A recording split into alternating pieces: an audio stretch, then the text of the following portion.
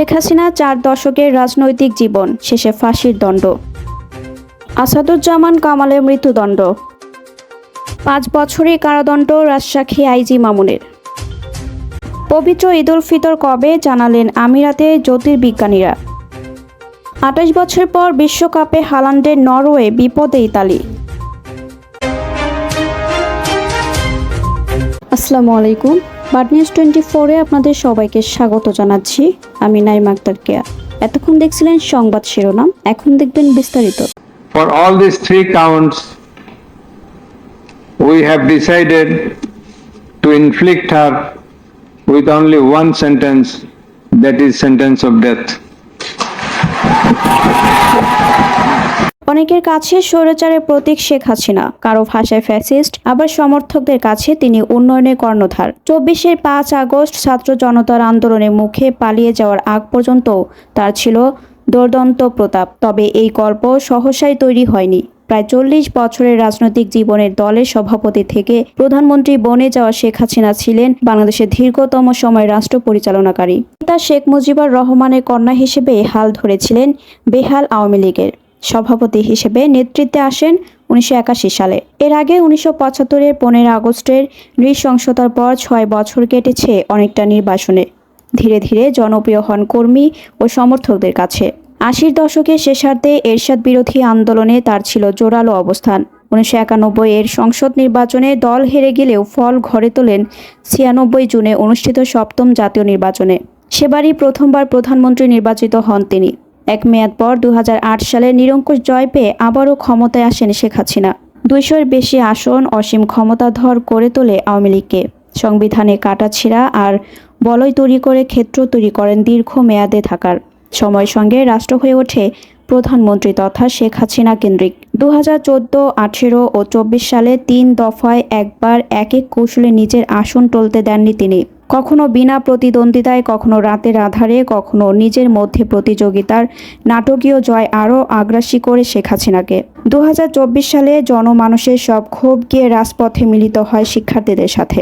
কোটার দাবিতে আন্দোলন পরিণত হয় রাষ্ট্রের বৈষম্য দূরীকরণের হাতিয়ার হিসেবে। সরকারি নির্দেশে আইনশৃঙ্খলা রক্ষাকারী বাহিনীর মুহূর্ত গুলি বাড়িয়ে দেয় বিক্ষোভের মাত্রা। প্রাণ যায় কয়েকশো মানুষের। তবু ক্ষমতায় টিকে থাকার আপ্রাণ চেষ্টা চালান শেখ হাসিনা। শেষ পর্যন্ত ক্ষোভে ফেটে পড়া জনস্রোত তার সে আশা পূরণ হতে দেয়নি। গণভবনে মানুষের ঢল পৌঁছানোর আগেই ভারত চলে যান দাপুটে প্রভাবশালী এই নেতা।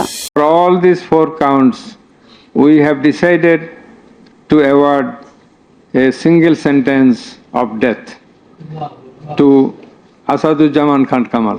জুলাই গণ অভ্যুত্থানের সময় সংঘটিত মানবতা বিরোধী অপরাধের ঘটনায় করা মামলার সাবেক স্বরাষ্ট্রমন্ত্রী আসাদুজ্জামান খান কামালের মৃত্যুদণ্ড দেওয়া হয়েছে। সোমবার দুপুরে আন্তর্জাতিক অপরাধ ট্রাইব্যুনাল 1-এর বিচারপতি মোহাম্মদ গোলাম মর্তুজা মজুমদারের নেতৃত্বাধীন 3 সদস্যদের ট্রাইব্যুনালের রায় ঘোষণা করে। ট্রাইব্যুনালের অপর সদস্যরা হলেন বিচারপতি মোহাম্মদ শফিউল আলম মাহমুদ এবং অবসরপ্রাপ্ত জেলা ও দায়রা জজ মোহাম্মদ মহিতুল হক এনাম চৌধুরী। 6 ভাগে বিভক্ত 453 পৃষ্ঠা রায়ের সংক্ষেপে পড়েছেন বিচারক। দুপুর 12টা 34 মিনিটে রায় পড়া শুরু হয়। দুপুর 2:30টায় বেশি সময় পর্যন্ত ধরে রায়ের সারসংক্ষেপ পড়েন বিচারক। গণহত্যার দায়ে সরকারের সর্বোচ্চ পথধারী ব্যক্তির বিরুদ্ধে আন্তর্জাতিক অপরাধ ট্রাইব্যুনালে বাংলাদেশের ইতিহাসে এটি প্রথম বিচারের রায়। হাসিনার মামলার রায় বাংলাদেশ টেলিভিশন সহ বেসরকারি টেলিভিশনগুলোতে সরকারি সম্প্রচারিত হয়। এছাড়া রাজধানী মোড়ে মোড়ে বড় পর্দার বিচার কার্যক্রম দেখানো হয়। হাসিনা ও আসাদুজ্জামান খান পালিয়ে বর্তমানে ভারতে আশ্রয় রয়েছেন।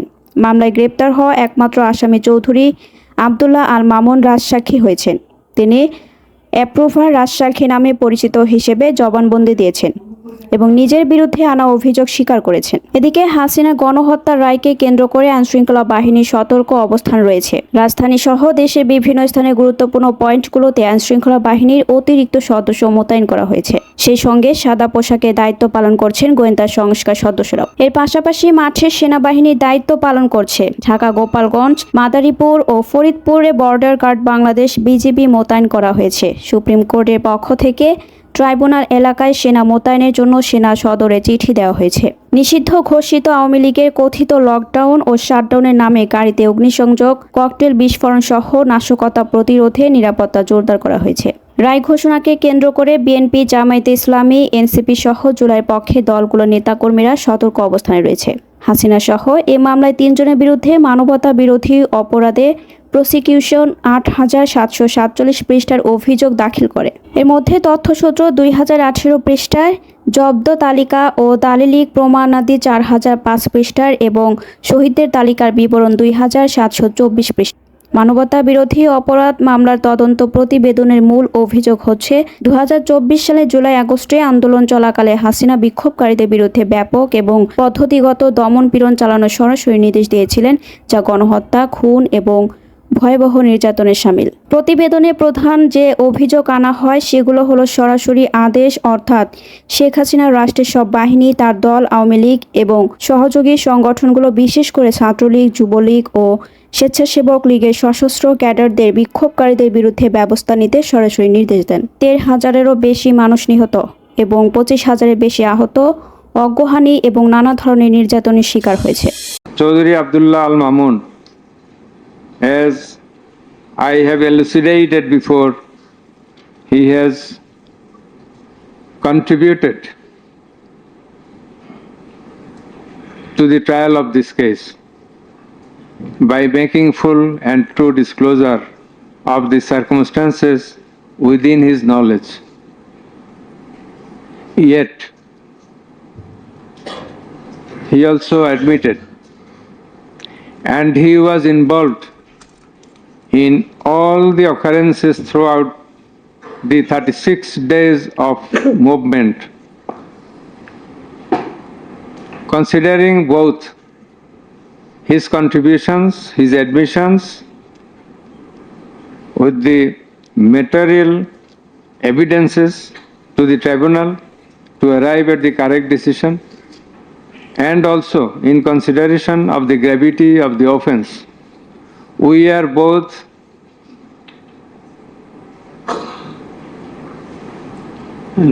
remitting his sentence and awarding a sentence with leniency. That is, the offences involve capital punishment. But for his contribution, we have decided to inflict him with the sentence of imprisonment for 5 years. July অভ্যুত্থানে ক্ষমতাচ্যুত সাবেক IGP Chowdhury Abdullah Al মামুনের ৫ বছরের কারাদণ্ড হয়েছে। রাজসাক্ষী মামুনের বিরুদ্ধে মানবতা বিরোধী অপরাধ মামলার রায় পড়া শোনানো হয়েছে।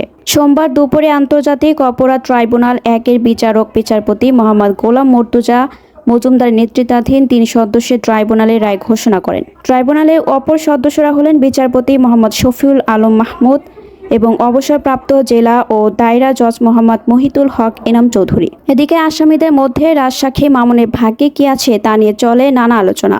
রায় পড়াকালে ট্রাইব্যুনাল জানিয়েছে, সাবেক আইজি মামুন জাতির কাছে এবং আদালতে ক্ষমা চেয়েছে, তার লঘুদণ্ড হবে। ফলে আইজি মামুনের ফাঁসি হচ্ছে না, তাকে লঘুদণ্ড দেওয়া হতে পারে। ৬ ভাগে বিভক্ত ৪৫৩ পৃষ্ঠার রায়ের সারসংক্ষেপ পড়েছেন বিচারক। দুপুর ১২টা ৩৪ রায় পড়া শুরু হয়। দুপুর ২:৩০টার বেশি সময় পর্যন্ত ধরে রায়ের সারসংক্ষেপ পড়েন বিচারক। গণহত্যার দায়ে সরকারের সর্বোচ্চ পথধারী ব্যক্তির বিরুদ্ধে আন্তর্জাতিক অপরাধ ট্রাইব্যুনালে বাংলাদেশের ইতিহাসে এটি প্রথম বিচারকের রায়। হাসিনা মামলার রায় বাংলাদেশ টেলিভিশন সহ বেসরকারি টেলিভিশনগুলোতে সরাসরি সম্প্রচারিত হয়। এছাড়া রাজধানী মোড়ে মোড়ে বড় পর্দায় বিচার কার্যক্রম দেখানো হয়। আসছে ২০২৬ সালে পবিত্র ঈদ উল ফিতর কবে অনুষ্ঠিত হতে পারে এ বিষয়ে ধারণা দিলেন সংযুক্ত আরব আমিরাতের জ্যোতির্বিজ্ঞানীরা। আমিরাত জ্যোতির্বিজ্ঞান সমিতির চেয়ারম্যান ইব্রাহিম আল জারোয়ান এক বিবৃতিতে জানিয়েছেন, জ্যোতির্বৈজ্ঞানিক হিসাব অনুযায়ী ২০২৬ সালের ২০ মার্চ শুক্রবার ঈদ উল ফিতর উদযাপিত হওয়ার সম্ভাবনাই বেশি। তিনি বলেন, ১৪৪৭ হিজরি সনের রমজান মাসের চাঁদ আগামী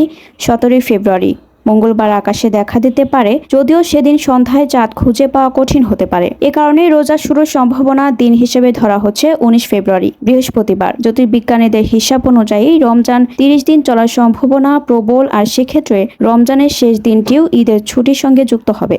নির্ধারিত সময় চাঁদ দেখার আনুষ্ঠানিকতা সম্পন্ন হওয়ার পরই ঘোষিত হবে প্রথম শাওয়াল অর্থাৎ ঈদ উল ফিতরের সঠিক তারিখ। মুসলিম বিশ্বের অন্যতম বড় এই উৎসবকে সামনে রেখে আমিরাতে ইতিমধ্যে পরিকল্পনা ও প্রস্তুতির আলোচনা শুরু হয়ে গেছে। কারণ রোজা শেষে ঈদের দিনটি আসে মিলন, আনন্দ, দান সদকা আর পারিবারিক উৎসবের আবহ নিয়ে। আর্লিং হালান্ডের জোড়া গোলের সুবাদে ২৮ বছর পর আবার বিশ্বকাপের টিকিট নিশ্চিত করেছে নরওয়ে। ৮ ম্যাচের সবগুলোতেই গোল করা হালান্ড বাছাই পর্বের এক আসরে সর্বোচ্চ গোলের রেকর্ড করেছেন। ২০১৮ বিশ্বকাপ বাছাই ১৬ গোল করেছিলেন পলিশ স্ট্রাইকার লেভানডোভস্কিও। ২৪ পয়েন্ট নিয়ে আই গ্রুপের শীর্ষে তারা। ১৮ পয়েন্ট নিয়ে ২-এ থাকা ইতালি খেলবে প্লে অফ। মূলত ২০০৬ বিশ্বকাপ ফাইনালে ফ্রান্সের জিনেদিন জিদানের ঢোস কাণ্ডের পর জেতা শিরোপা থেকেই যেন ইতালির কোফা শুরু। পরের দুই আসরে গ্রুপ পর্ব থেকে বাদ পড়ার পাশাপাশি ২০১৮ ও ২২ সালের আসরে তারা খেলার সুযোগই পাননি। রোববার নরওয়ের সাথে ৪-১ গোলে হেরে টানা তৃতীয়বার বিশ্বকাপ না খেলতে পারার ঝুঁকিতে ৪বারের বিশ্ব চ্যাম্পিয়নরা। পরবর্তী সংবাদ দেখার জন্য আমন্ত্রণ এবং সাবস্ক্রাইব করে বার্ড নিউজের পাশে থাকুন।